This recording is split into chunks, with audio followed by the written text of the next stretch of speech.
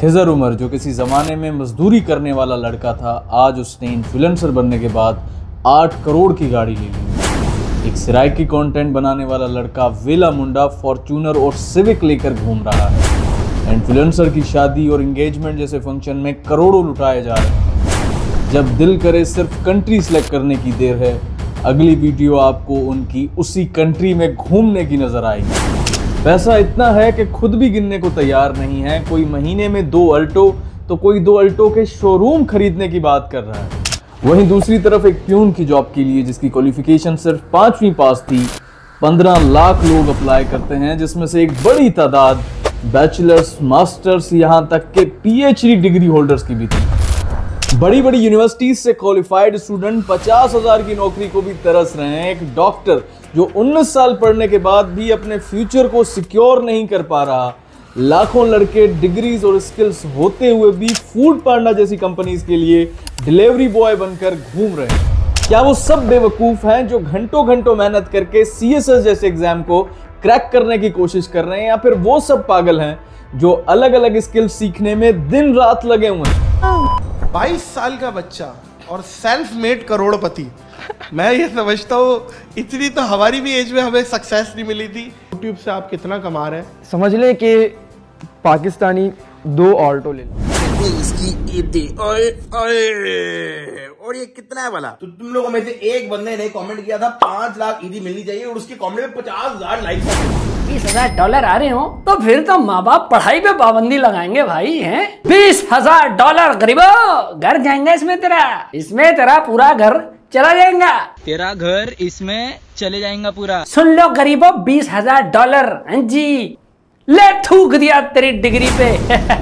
चाहे आप किसी भी फील्ड से हो, लेकिन इन इन्फ्लुएंसर्स को हम हर रोज अपनी ड्रीम लाइफ जीते हुए देख रहे हैं। तो क्या इसका अब ये मतलब है कि अब हम सबको भी इन्फ्लुएंसर बन जाना चाहिए? अगर यही सवाल आपके भी दिल में आता है तो ये वीडियो आपके लिए बहुत जरूरी है।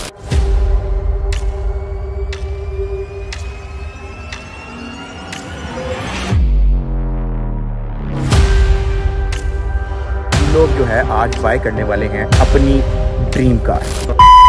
हेलो दोस्तों, सेल्फ डाउट में डालती हुई इंटरनेट की दुनिया अचानक से हम सबके दिमाग पर इतना असर करने लग चुकी है कि जहां हर बच्चा ये ख्वाब देख रहा है कि उसे भी यूट्यूब या फिर टिकटॉक पर आकर एक इन्फ्लुएंसर बनना है। और हाँ, कुछ बच्चे तो अभी से ही बन चुके हैं जहां हर किसी को किसी न किसी तरह एक वायरल इन्फ्लुएंसर बनना है।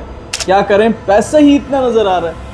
अब 2 तरह के लोग वायरल होते हैं। पहले तो वो जिन्हें खुद पता नहीं होता कि उनका कौन सा एक्सप्रेशन उन्हें कब वायरल कर दे, यानी अनइंटेंशनल वायरल होने वाले, जैसे कि वो पंजाब पुलिस का कांस्टेबल शाहिद, दोस्तों के साथ वीडियो बनाती हुई पारी हो रही है गर्ल, मेरा दिल ये पुकारे वाली लड़की, या फिर मोमिन साकिब का वो वक्त बदल दिया वाला एक्सप्रेशन, यानी बिना किसी मेहनत के सिर्फ एक एक्सप्रेशन के बदले हजारों लोग आपको जानने लग जाते हैं।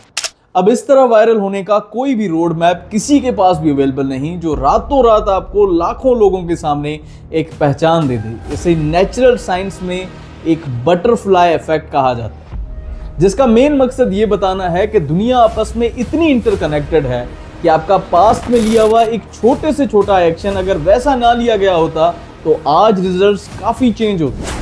सोच कर देखें कि अगर 2019 के उस world cup India versus Pakistan के मैच के रिजल्ट कुछ और होते तो क्या ये रिएक्शन एग्जिस्ट भी कर पाता, या फिर कांस्टेबल शायद उस दिन किसी और रोड से सफर कर रहा होता।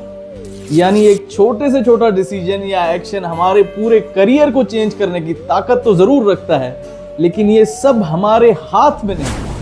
अब मोस्टली इस कैटेगरी के लोग वायरल हो जाने के बाद एक इन्फ्लुएंसर बनने की भी कोशिश करते हैं, लेकिन बहुत जल्द आवाम ये समझ जाती है कि इस शख्स के पास उस एक एक्सप्रेशन के अलावा कुछ भी और देने को नहीं है।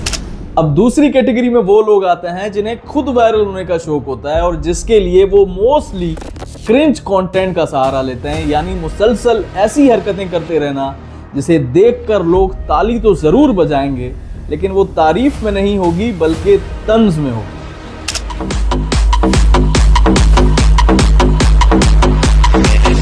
अच्छा मेरी बात सुन, ਤੁਸੀਂ ਕੀ ਕਹਿੰਦੇ ਹੋ ਟੱਟਾ ਪਰ ਬੜਾ ਸ਼ਹਿਰ ਹੈ ਪਲੀ ਦੀ ਇੱਕ ਵੈਕਸੀਨ ਦੀ ਮਾਰ है। अस्सलाम वालेकुम।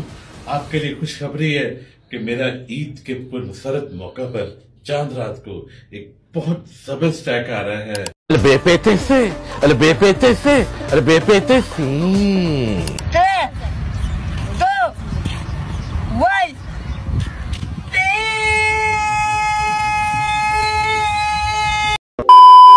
आपको क्या लगता है कि कराची का ये लड़का पिल्ले ये नहीं जानता कि लोग उसे किस नीयत से देखते हैं?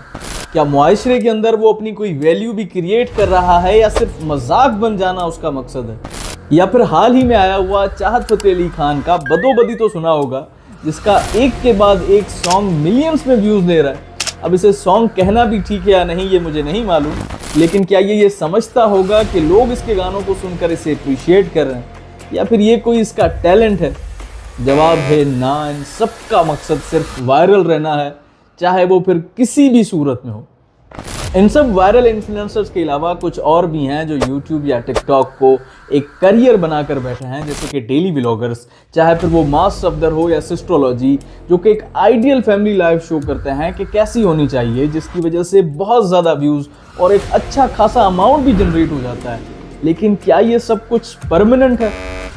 सोचें कि इस्लामी जमहूरियत पाकिस्तान की गवर्नमेंट किसी दिन एक नोटिफिकेशन के साथ यूट्यूब या टिकटॉक को बैन कर दे या फिर यूट्यूब ही पैसे देना बंद कर दे तो चलिए, अगर ऐसा सब कुछ ना भी हो तब भी इस फील्ड की एक सबसे बड़ी प्रॉब्लम है कि जब तक एक इन्फ्लुएंसर वायरल है तब तक वो डिमांड में है। जैसे ही लोगों की डिमांड किसी नेक्स्ट चीज़ पे आ जाती है उसका डाउनफॉल शुरू हो जाता है। बंद कर वीडियो, मेरे को गुस्सा आ रहा है। पहले अकाउंट बंद हो गया, ये देख ले, चेक कर। ये अकाउंट है मेरा 1.6 मिलियन का, ये मेरा अकाउंट बंद हुआ है, मेरे को बहुत दुख है। ये देख रहे 50 मिलियन लाइक हैं इस पे, 5 साल की मेहनत है और 5 सेकंड में बंद हो गया अकाउंट। इस तरह थोड़ी होता है यार। इसे सिंपल साइकोलॉजी में हेडोनिक एडेप्टेशन या फिर ट्रेडमिल कॉन्सेप्ट कहा जाता है, जो ये सिखाता है कि कैसे हम चीज़ों से बोर होने लग जाते हैं। जैसे कि एक बच्चे के लिए एक नया आने वाला खिलौना तब तक अहमियत रखता है जब तक उसे कुछ नया खेलने को ना मिल जाए, ठीक इसी तरह ये वायरल इन्फ्लुएंसर्स भी हमारे लिए खिलौने की तरह हैं। एज अ ह्यूमन बीइंग ये हमारी नेचर में है कि हम नेक्स्ट एंटरटेनिंग चीज़ को ढूंढते हैं और पीछे वाली को भूलते हैं। ऐसी सिचुएशन में आने के बाद इन्फ्लुएंसर्स के पास 2 ही ऑप्शंस रह जाते हैं कि या तो वो अपना सेम कंटेंट ही चलाते रहें और लोग उन्हें आहिस्ता आहिस्ता भूल जाएं, और दूसरा तो वो अपना कंटेंट स्विच करें उस नए आने वाले ट्रेंड पे, लेकिन वहीं वो फिर से उसी सिचुएशन में आ जाते हैं जहां एक बहुत बड़ा रिस्क है कि उनका नया कंटेंट उनकी ऑडियंस को पसंद आए भी या नहीं। जिस तरह डकी ने किया कि पहले गेमिंग, फिर रोस्टिंग, देन व्लॉगिंग, या फिर नादिर अली प्रैंक से अचानक पॉडकास्टिंग करते नजर आए, क्योंकि ये सब अच्छी तरह जानते हैं कि ये फील्ड जितनी देखने में आसान लगती है उतनी है नहीं। इन्फ्लुएंसर्स की सक्सेस इतनी आर्जी है कि हो सकता है कि आज जो आवाम आपको इतना प्यार दे रही है वो किसी एक वजह को पकड़कर दूसरे ही दिन आपके कमेंट बॉक्स को गालियों से भी भर सकती है।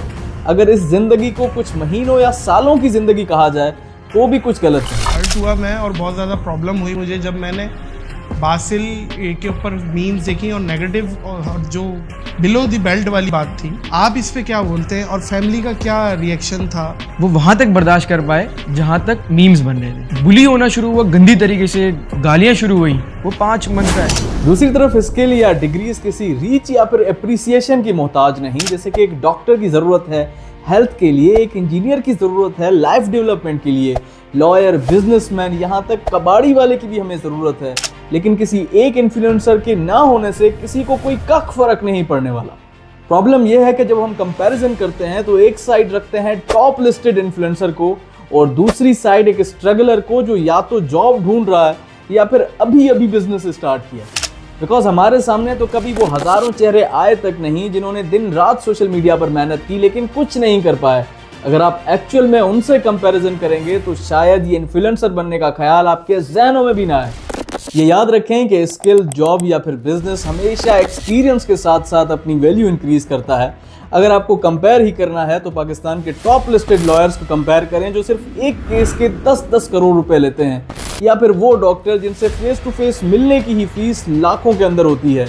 तो क्या ये इन्फ्लुएंसर्स इनके सामने टिक भी पाएंगे?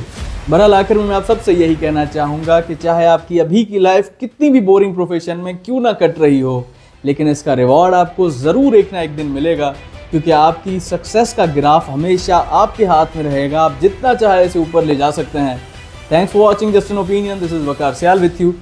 Allah Hafiz.